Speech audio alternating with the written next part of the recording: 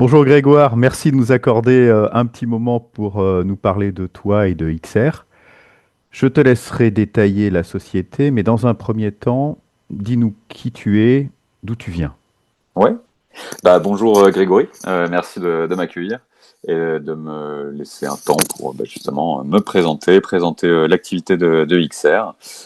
Donc moi je suis Grégoire Clamart, je suis auteur, développeur et concepteur d'expériences immersives avec une forte spécialisation en réalité mixte. J'ai cofondé XR en avril 2024. C'est une start-up qui est basée à Saint-Malo et qui est spécialisée en conception, développement d'expériences immersives en réalité étendue, d'où le nom.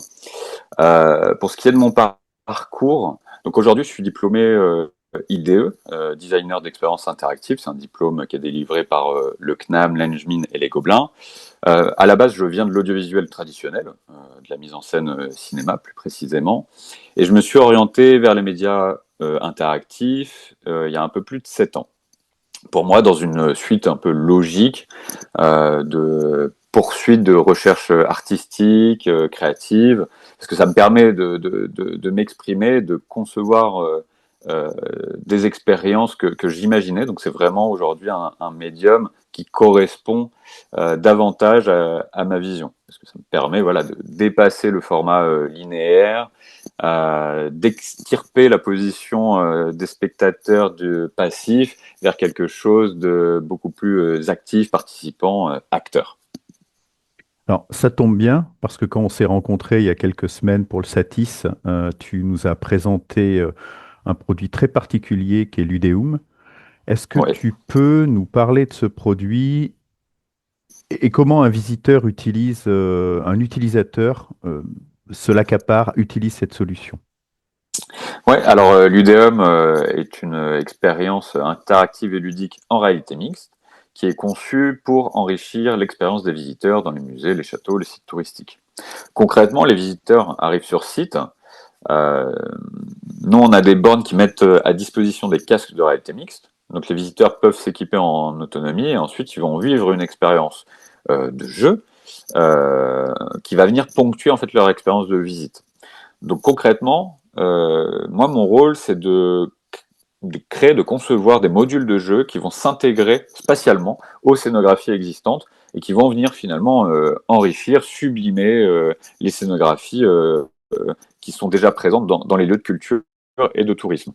L'idée, voilà, c'est de venir apporter pour les visiteurs un moment récréatif, un moment de loisir et de partage qui va ponctuer leur expérience de visite. Alors, tu nous l'as expliqué un tout petit peu hein, au début, mais pourquoi, je vais me permettre une question naïve, pourquoi Ouais. tu as choisi d'utiliser la réalité mixte pour ces expériences? Qu'est-ce qu'elle apporte pour toi? Qu'est-ce qu'elle permet que d'autres technologies ne permettent pas? Concrètement, la réalité mixte, elle permet de rester ancré dans son environnement physique euh, et de garder le lien avec les autres visiteurs.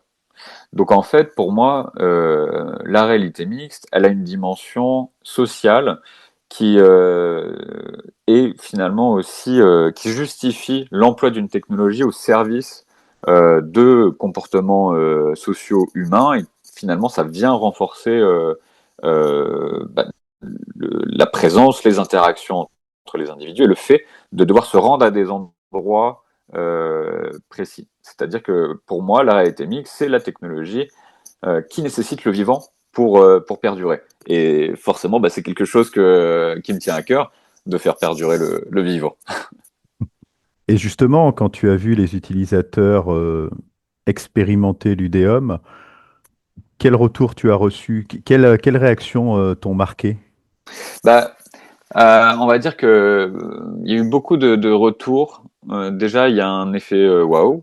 Les gens sont bluffés. On m'a souvent dit que ils ne savaient même pas que technologiquement on en était à ce stade de maturité. Euh, Ils étaient bluffés. Alors, on va dire qu'il y avait 50% des visiteurs qui avaient déjà fait de la réalité virtuelle, mais là, en fait, pour eux, c'était une toute autre expérience. Euh, Où en faisait aussi sauter pas mal de frictions, c'est-à-dire qu'ils me faisaient des retours que ils étaient parfois déstabilisés puisqu'ils se retrouvaient dans un environnement complètement différent, ils savaient pas trop ce qu'ils pouvaient faire ou ne pas faire dans l'expérience en réalité virtuelle. Là où en réalité mixte, en fait, il y a une réelle intuitivité pour vivre l'expérience, puisque on est avec son casque, mais on voit vraiment l'environnement, on peut se déplacer, on va pas se cogner dans un mur, on va pas se rentrer les uns dans les autres, et on va interagir directement en les saisissant, les objets interactifs qui sont proposés dans l'espace. Donc, ce rapport-là crée un moment de partage, un moment convivial. Ça crée une vraie zone de dialogue et d'interaction sociale intergénérationnelle. Moi, j'ai pu le constater, par exemple, que ce soit parents-enfants ou même grands-parents et enfants.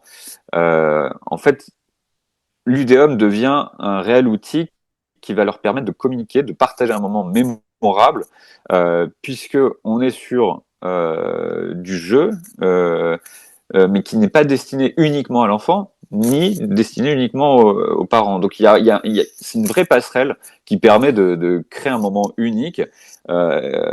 Et aujourd'hui, c'est apporté par la technologie, mais aussi par le concept de l'expérience elle-même, qui est du jeu. Voilà. Et après, ça marche évidemment aussi pour les groupes. Hein. Je pense à des groupes de jeunes adultes qui vont s'éclater à travers les différents modules. Et même si on revient vers des adolescents, ce qui est intéressant, c'est qu'ils vont transformer vraiment l'expérience. Ils vont se l'approprier en faisant des combinaisons un peu inattendues. Mais c'est tout ce qu'offre finalement le format non linéaire dont j'évoquais tout à l'heure. Et en fait, c'est vraiment la magie du temps réel qui prend forme quand les visiteurs deviennent joueurs. Alors, tu nous as parlé des utilisateurs. Je voudrais aussi qu'on aborde un petit peu le côté des professionnels, donc les gens des musées, des institutions, du patrimoine, des sites culturels, hein. Ouais. Comment tu leur présentes l'UDEOM et qu'est-ce qu'ils retiennent des avantages de l'expérience? En gros, est-ce que c'est naturel pour eux? Est-ce que ça les incite, par exemple, à repenser un peu leur scénographie? Comment tu vois les réactions et les mises en place? Dans le sens, c'est vrai qu'il y a eu beaucoup d'étonnements, peut-être au démarrage, où les lieux se demandaient si le jeu avait vraiment sa place dans les musées. Et j'ai assisté à pas mal de colloques, de rencontres qui justement démontraient les bienfaits d'expériences ludiques dans des lieux de culture, dans des lieux de tourisme, puisque du coup, ça venait renforcer leur mission principale. Si je reviens sur mon expérience l'UDEOM, celle qui est proposée aujourd'hui, le premier retour, c'est l'émerveillement qu'offre l'outil. C'est-à-dire que les professionnels qui connaissent leur lieu redécouvrent cet environnement-là d'une nouvelle manière et de manière sublimée. Il y a vraiment un rapport presque magique dans cette expérience-là de découvrir son environnement, mais sous une autre forme. Après, comme je le disais, l'UDEOM, c'est du jeu, et l'idée, c'est que ça le reste. Donc, il n'y a pas vocation à venir remplacer les outils de médiation existants. L'UDEOM ne va pas remplacer l'expertise humaine dans les logiques de transmission, de savoir, de connaissances. L'UDEOM apporte vraiment quelque chose en complément, quelque chose d'autre, qui permet de dynamiser, de varier, comment dirais-je, de valoriser la proposition des lieux sans invisibiliser tout l'existant. Et après, au-delà de cette vocation expérientielle, c'est aussi d'apporter une nouvelle ressource pour ces professionnels, puisque en créant voilà une expérience unique, mémorable pour les visiteurs, il y a une billetterie dédiée, et donc ça leur donne aussi des ressources pour répondre à ces fameuses missions initiales, hein, qui sont la médiation, la transmission et la conservation. Et tu les accompagnes en fait dans cette appropriation de ces technologies? Est-ce que c'est un besoin de les accompagner? Parce que tu disais que l'UDEOM ne remplace pas les outils existants, donc ça veut dire qu'il faut réimaginer un petit peu le parcours, intégrer l'UDEOM avec les outils existants. Est-ce que c'est une partie de ton travail de faciliter cette intégration? Ouais, tout à fait. Alors, c'est-à-dire qu'en plus, moi, mon rôle aujourd'hui, je travaille tant sur imaginer l'expérience, donc quelle expérience on va concevoir, qu'après la partie technique. Donc, j'ai une vue vraiment macro sur chaque projet. Et effectivement, en fait, l'idée, c'est de leur apporter la solution la plus clé en main possible. C'est aussi l'un des arguments qui permet à l'UDM de se déployer rapidement. C'est que pour le lieu, en fait, c'est l'UDM qui va s'adapter à toute typologie d'espace, à tout sujet, euh, toute narration. Et en fait, pour le lieu, nous, on souhaite vraiment que l'exploitation du dispositif soit aussi simple que l'est aujourd'hui l'exploitation d'un audio guide, par exemple. Donc en fait, c'est plus nous qui apportons au fur et à mesure des informations au lieu pour qu'ils soient en totale compréhension du dispositif, mais on ne demande pas beaucoup de disponibilité ou d'implication du lieu dans le processus, puisque l'UDEOM se veut clé en main. Donc concrètement, comme on couvre toutes les étapes de la conception, donc c'est-à-dire vraiment idéation, conception de la narration, alors basé sur des échanges qu'on a avec les directrices et directeurs de lieux. Donc on vient vraiment en fait s'assurer que le parcours correspond aux attentes du lieu, au public cible et à la configuration. Il faut pas proposer quelque chose qui est trop décalé. Et donc, voilà, nous, on apporte à chaque étape d'abord un dossier de design, un dossier ensuite artistique, on conçoit, on fait valider, et on s'assure en fait qu'on vient proposer l'expérience, l'UDEOM, qui est la plus adaptée aux besoins, enjeux de chaque lieu. Mais après, pour l'exploitation, on forme quand même un peu les équipes d'accueil de public. Euh, mais c'est quelque chose qui n'est pas franchement plus compliqué qu'aujourd'hui l'est la gestion d'un parc matériel audio guide, puisque nous on continue d'intervenir aussi sur les parties maintenance en cas de besoin. Mais ce qui est bien, c'est que j'ai conçu un back-office optimisé, robuste, qui fait qu'on a besoin d'intervenir très peu souvent. Alors, ça tombe bien que tu parles du back-office parce que tu insistes à la fois sur cette simplicité d'utilisation et pour que la diffusion soit la plus facile possible, il faut aussi que le coût soit raisonnable pour pouvoir intéresser des grands comme des petits lieux. Est-ce que tu Mm. peux nous dire un petit peu comment tu as... Alors, quel est le modèle économique de l'UDEOM pour qu'il s'adapte Ouais. à tout le monde et comment tu as réussi justement à maîtriser ses coûts pour pouvoir offrir l'expérience au lieu qui le désire en fait? Ouais. Tout d'abord sur le modèle économique, aujourd'hui, je dis aujourd'hui parce que dans le business, et je l'ai appris, c'est qu'il y a beaucoup de pivots. Il faut On savoir changer, ouais. s'adapte, voilà, on s'adapte au marché et aux besoins clients, et c'est normal. Donc aujourd'hui, on a un montant fixe qu'on demande lors de la contractualisation pour un parcours Ludéum. Et après, on fonctionne sur du variable. C'est-à-dire qu'il y a une billetterie dédiée à l'activité Ludéum, qui est en supplément du ticket d'entrée de visite classique, un peu comme un audio guide Mm. aujourd'hui. Et on va se partager avec le lieu ces recettes billetterie. Aujourd'hui, le billet, on le fixe entre 4 et 8 euros selon la durée de l'expérience, la localité. Hein, c'est pas forcément les mêmes capacités d'achat des visiteurs, que l'on soit à Paris ou à Saint-Malo. Euh, mais l'idée, c'est toujours de proposer en tout cas des expériences qui sont abordables, accessibles à toute typologie de public. Et après, sur le modèle éco, il y a aussi une logique d'engagement. avec le lieu, c'est-à-dire que finalement on se retrouve avec un dispositif semi-permanent où nous on vient garantir un suivi sur 3 ans avec une possibilité de réactualisation des parcours par année en fonction des retours utilisateurs, des modifications de scénographie. Donc c'est vraiment aussi là une force, c'est-à-dire que nous on peut adapter rapidement un parcours pour qu'il soit toujours en accord avec la ligne directrice des professionnels qui opèrent le lieu.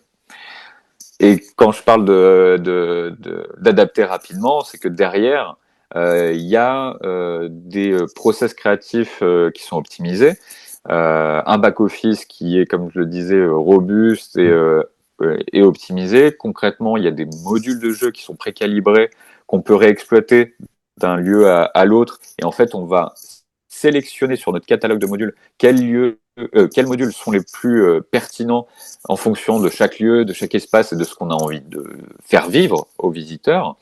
Et après, finalement, le gros du travail de personnalisation est sur l'artistique et le narratif. Mais en fait, finalement, pour concevoir un parcours Ludéum, nous, aujourd'hui, il nous faut 1 mois. Entre le moment où on signe avec un lieu, 1 mois plus tard, on peut déployer, c'est quelque chose dont on s'occupe également, hein, le déploiement sur site. Il nous faut 1 mois pour concevoir un parcours Ludéum personnalisé en fonction d'un lieu. Est-ce que tu peux nous partager ton expérience, parce que c'est quelque chose d'un peu plus global, mais comment tu vois évoluer, toi, les attentes du public dans ces lieux de tourisme, de patrimoine? Quand on discute avec les professionnels, on entend un petit peu toujours les mêmes discours. C'est la Gen Z, la génération Z qui arrive, qui n'a pas le temps de regarder, qui est toujours sur son téléphone. Donc il faut mettre des trucs sur le téléphone. Mais au final, non, il faut pas parce que les gens sont plus dans le lieu et puis ils regardent leur téléphone. Il y a des discours un peu bizarres depuis, ouais, on va dire depuis la pandémie, hein, pour être très clair, Ouais, ouais, bah, très confus pour faire revenir les gens, tous les gens possibles dans ces lieux-là en leur offrant des outils numériques, on le sent, mais avec une certaine réticence. ouais. Est-ce que pour toi, le public demande des choses particulières, peut-être plus interactives? Alors, je pense que il y a des publics qui ont des attentes variées et que l'idée aujourd'hui pour les lieux et les professionnels est de s'assurer qu'ils ont assez d'outils à disposition pour répondre aux différentes attentes de chacune et chacun. Mais il est force de constater qu'aujourd'hui, il y a quand même une grande tendance à l'expérientiel. C'est-à-dire que, et ça, que ce soit les musées, les châteaux, mais on peut aller plus largement vers tout ce qui est aussi le loisir, le divertissement. Euh, Aujourd'hui, les gens souhaitent vivre une expérience. Et ils souhaitent aussi être avec les autres. Et peut-être justement pour rebondir quand tu parlais de la pandémie, effectivement, ça a été un peu traumatisant euh, pour euh, pour euh, pour la collectivité. Et du coup, il y a eu un contre-mouvement qui je trouve très positif de se dire retrouvons des endroits de rencontre, favorisons les échanges sociaux, les interactions. Donc je pense qu'il y a les musées, les sites touristiques, les châteaux ont aussi cette ambition de devenir des lieux de rencontre et de partage autour voilà, de missions quand même de transmission de savoir, de connaissances, d'histoire. Euh, et je pense que l'outil n'est pas tant le sujet. C'est pas à savoir est-ce qu'on met sur mobile, est-ce qu'on met sur casque, est-ce qu'on met sur lunettes, est-ce qu'on fait de la projection. C'est pas tant ça, mais vraiment sur quelle expérience on a envie de proposer, euh, puisque il y a des publics qui vont répondre favorablement à ces propositions-là, d'autres qui vont pas du tout être intéressés. Donc en fait, je pense que c'est très bien qu'il existe une multitude de dispositifs variés qui n'apportent pas les mêmes expériences, et c'est pour ça que l'UDEUM se focalise sur son aspect jeu, puisque c'est sa force, outre les aspects logistiques, économiques, mais qui peut exister enfin, pour d'autres expériences. Là, on est vraiment sur en fait, essayer d'avoir la meilleure expérience ludique adaptée quand même aux enjeux des lieux. Euh, donc, je pense que oui, il y a quand même, si je reviens spécifiquement pour les musées, il y a quand même ce désir de préserver leur vocation de médiation, de présentation, par exemple, de pièces de collection. Donc, il faut pas invisibiliser. Et tu le disais, effectivement, parfois avec le téléphone, bah, on a la tête baissée sur notre téléphone et on ne voit pas l'environnement qui nous entoure. Euh, donc effectivement, des outils de réalité augmentée ou réalité mixte bah, permettent de conserver le lien direct avec, Mm. enfin, un direct par flux vidéo quand même. Donc il y a quand même un traitement qui est fait et qui parfois peut un peu hérisser le poil de conservateurs ou de médiateurs qui se disent, ben oui, mais là, ils ne voient pas l'œuvre directement, ils le voient par un intermédiaire. Mm. Donc effectivement, il y a quand même toujours on va dire, un objectif de médiation et de conservation et d'authenticité, en fait, qui est recherché. Et c'est pour ça que l'UDM ne vient qu'en complément. L'idée n'est Mm. pas de créer un outil qui va transformer totalement l'expérience Mm. de visite. L'idée, c'est que ça ponctue et ça vient, en fait, transformer l'expérience de visite, mais pas dans son entièreté, juste en ajoutant en fait cette bulle récréative de loisirs qui va être mémorable et qui va en fait forcément renforcer le côté émotionnel qu'on peut avoir lorsqu'on visite ces lieux-là. Et quelles évolutions tu imagines pour l'Udéum? Qu'est-ce que tu as prévu dans les 6 mois, un an, là? Alors, ce qui est prévu, c'est beaucoup de travail. Euh, on a déjà signé quelques lieux de déploiement à venir. Donc on a de valider pour sûr, on a à Rennes le couvent des Jacobins, où une expérience Ludéum sera déployée courant avril et mai. On a le musée maritime de La Rochelle, où une expérience Ludéum sera déployée en juin et juillet. Et puis là, on est en train de finaliser aussi trois autres lieux. Donc ça va être beaucoup de travail pour l'année à venir, mais c'est très bien parce que ça va nous permettre en fait vraiment d'évaluer l'apport de l'UDEM dans une typologie de lieux qui sont variées, différentes, avec des publics différents. Et donc nous, ça va nous permettre d'affiner au mieux notre proposition. Euh, donc ça c'est un peu le projet court terme de l'UDEM, c'est d'aller encore plus loin dans le produit proposé, dans Mm. l'expérience proposée, afin que ça corresponde au mieux aux besoins des musées, des châteaux, des sites touristiques, événementiels et pourquoi pas loisirs aussi, euh, pour ensuite justement dans un second temps, avoir un déploiement à plus grande échelle et pouvoir finalement avoir une expérience Ludéum sur tout le territoire. Donc, Mm. c'est-à-dire que il y ait au moins un lieu par département qui propose une activité Ludéum, ce qui permet en fait euh, euh, à chaque territoire de canaliser des publics qui sont plus orientés vers ces logiques d'interactivité, de jeu, qui veulent participer, être impliqués, euh, et de pouvoir les canaliser, les attirer vers ces lieux-là, et renforcer finalement, in fine, les missions des lieux. Alors, je vais pas te demander de faire de prévision parce que dans le domaine de la XR, c'est toujours un peu compliqué. Ouais. Mais j'aimerais bien savoir si tu n'avais aucune limite technologique, financière, etc. Qu'est-ce que tu changerais dans l'expérience Ludéum? Quelle serait la chose qui te rendrait excité sur le fait de le mettre à disposition? Ouais. Je pense que le paroxysme de l'expérience Ludéum serait un lieu qui est pensé en totale collaboration avec le dispositif. C'est-à-dire qu'on pourrait imaginer un, un lieu d'exposition euh, où toute la scénographie est pensée en amont pour Hmm. accueillir une expérience Ludéum qui vient compléter la proposition. Et donc, on se retrouverait avec 2000, 3000 mètres carrés de parcours, pourquoi pas de reproduction de décors naturels, lesquels on pourrait vivre une expérience renforcée par le dispositif Ludéum et en fait vivre finalement une aventure tout au long de son parcours de visite. Voilà, une aventure dynamique, évolutive, profondément sociale, puisque du coup, ça inciterait les interactions avec les autres visiteurs qui souhaitent vivre leur expérience de cette manière-là.